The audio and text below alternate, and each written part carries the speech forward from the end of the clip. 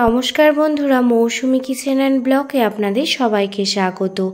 আজ আমি বানাবো পটলের দুর্দান্ত স্বাদের একটি নিরামিষ রেসিপি। একই রকম পটলের রেসিপি খেতে যদি ভালো না লাগে তাহলে এই ইউনিক রেসিপিটি আপনারা বানিয়ে ফেলতে পারেন।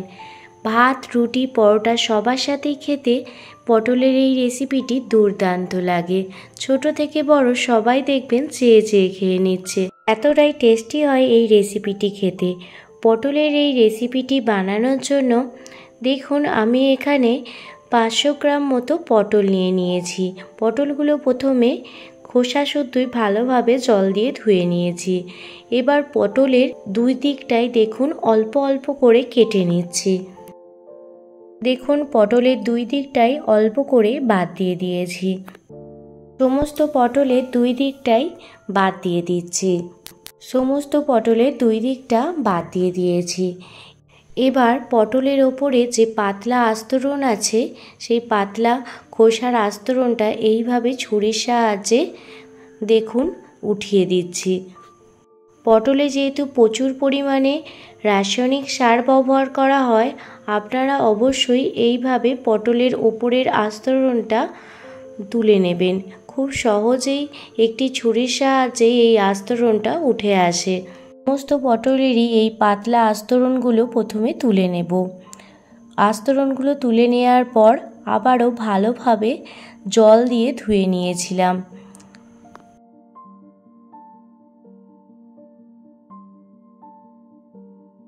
ভাবে জল দিয়ে ধুয়ে নেওয়ার পর দেখুন আমি এখানে একটি ছোট গ্রেটার নিয়ে নিয়েছি আর এইভাবে দেখুন পটলগুলো গ্রেট করে নেব। এবার সমস্ত পটলগুলো এইভাবে পাতলা খোসাটা ছাড়িয়ে গ্রেট করে নিয়েছি। আপনাদের বাড়িতে যেমন গ্রেটার আছে সেই রকম গ্রেটারেই আপনারা গ্রেট করে নেবেন। গ্রেট করার সময় পটলের বীজগুলো ফেলে দেবেন। দেখুন আমি পাশে পটলের বীজগুলো ফেলে দিয়েছি। দেখুন খুব সুন্দরভাবে পটলগুলো গ্রেট করা হয়ে গেছে। অন্যদিকে আমি এখানে 1 কাপ ছোলার ডাল 5 থেকে 6 ঘন্টা ভিজিয়ে রেখে দিয়েছিলাম। আর ছোলার ডালগুলো ভালোভাবে ভিজে গেছে। এবার ছোলার ডালটা একটি মিক্সার গ্রাইন্ডারের পাত্রে নিয়ে নিয়েছি।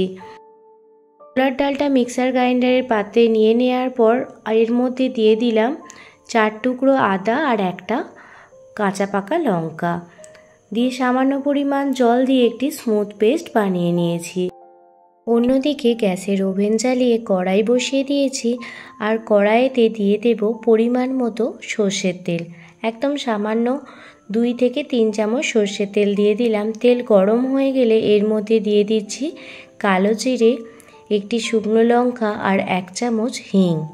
এই হিং দেবার ফলে এর টেস্ট আরও দ্বিগুণ বেড়ে যায়। প্রথমে ফোড়নটা ভালোভাবে ভেজে নেব। ফোড়ন ভালোভাবে ভাজা হয়ে গেলে গ্রেট করে রাখা পটলগুলো সামান্য জল নিগড়ে দেখুন দিয়ে দিচ্ছি। কিন্তু পটলগুলো গ্রেট করা আছে তো অনেকটা পরিমাণে জল বেরোবে। একটু হাতেতে চিপে চিপে দেখুন গ্রেট করে রাখা পটলগুলো দিয়ে দিলাম।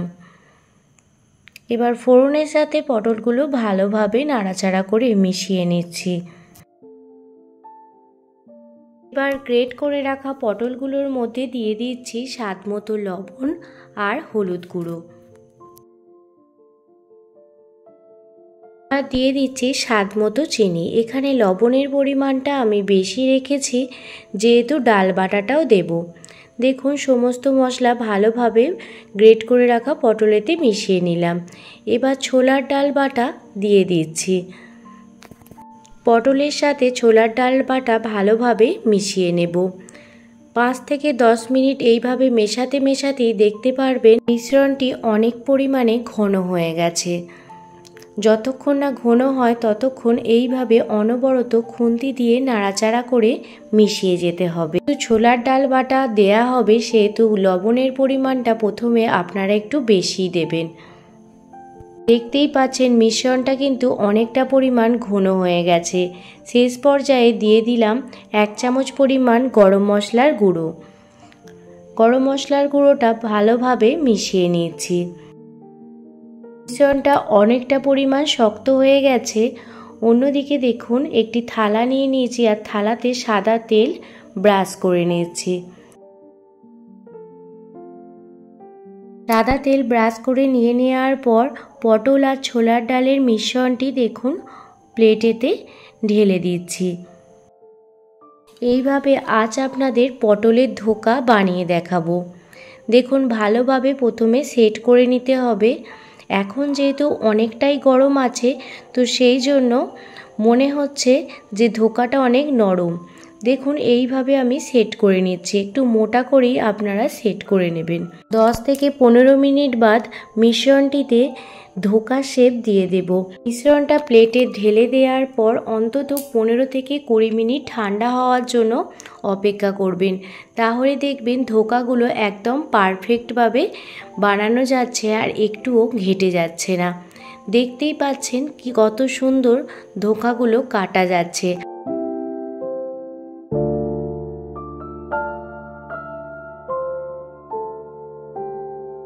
এবং একটি ধোকা আপনাদের বার করেও দেখাচ্ছি, দেখুন কতটা সুন্দরভাবে বেরিয়ে আসছে আর একদম পারফেক্ট কিন্তু পটলের ধোকাগুলো তৈরি হয়ে গেছে। আপনারাও এইভাবে পটলের ধোকাগুলো প্রথমে বানিয়ে নেবেন। এবার একটি ফ্রাইং প্যান নিয়ে নিয়েছি আর তাতে তেল ব্রাশ করে দিচ্ছি। এখানে আমি সাদা তেল ব্রাশ করে দিচ্ছি, আপনারা চাইলে সর্ষের তেলেও ব্রাশ করে দিতে পারেন। তবে এই ধোকাগুলো ভাজার সময় কখনোই ডুবো তেলে ভাজবেন না, সব সময় এই রকম ফ্রাইং প্যানেই অল্প অল্প করে তেল দিয়ে ভেজে নেবেন। সাদা তেল ব্রাশ করে নিয়ে নেওয়ার পর দেখুন একটি একটি করে ধোকা ফ্রাইং প্যানের মধ্যে দিয়ে দিয়েছি। ফ্রাইং প্যানে ধোকাগুলো দিয়ে দেওয়ার পর সামান্য সামান্য পরিমাণে অয়েল চারপাশ থেকে দিয়ে দেবেন। দেখুন ধোকাগুলোর এক পিঠটা হয়ে গেছে, অপর পিঠটাও উল্টে দিচ্ছি আর কত সুন্দরভাবে দেখুন ধোকাগুলো ভাজা হয়ে যাচ্ছে। আপনারাও এইভাবে অল্প তেলে ধোকাগুলো ভেজে নেবেন।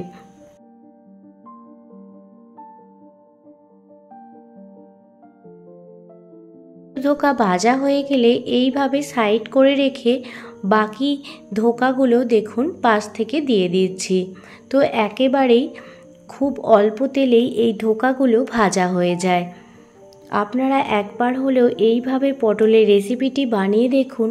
আমি গ্যারেন্টি দিয়ে বলতে পারি ছোট থেকে বড় সবাই দেখবেন চেয়ে চেয়ে খাবে। ধোকাগুলো দিয়ে দেওয়ার পর দেখুন সামান্য পরিমাণ সাদা তেল দিয়ে দিলাম চারপাশ থেকে। আর দেখুন আগের ধোকাগুলো ভাজা হয়ে গেছে। এইভাবে সমস্ত ধোকাই ভালো করে ভেজে তুলে নেব। ধোকাগুলো ভালোভাবে ভাজা হয়ে গেলে পাত্রে উঠিয়ে নিলাম। অন্যদিকে কড়াই মেজে কড়াইয়ের মধ্যে পরিমাণ মতো সর্ষের তেল দিয়ে দিলাম। তেল গরম হয়ে গেলে দুটো তেজপাতা, দারুচিনি, এলাচ, বড় এলাচ আর দুটো শুকনো লঙ্কা দিয়ে দিলাম। আর দিয়ে দিলাম সামান্য পরিমাণ জিরে। ফোড়নটা প্রথমে ভালোভাবে ভেজে নেব। ফোড়ন থেকে সুগন্ধ বের হতে শুরু হয়ে গেলে তখন দিয়ে দিচ্ছি একটি মিডিয়াম সাইজের টমেটো। টমেটোটা একদম ঝিরিঝিরি করে কুচিয়ে দিয়ে দিলাম। টমেটো ভালোভাবে মেল্ট হয়ে গেলে এই পর্যায়ে দিয়ে দিলাম 1 চামচ পরিমাণে আদা বাটা। এখানে আমি আদার সাথে জিরে আর কাঁচা লঙ্কা বাটা দিয়ে দিয়েছি।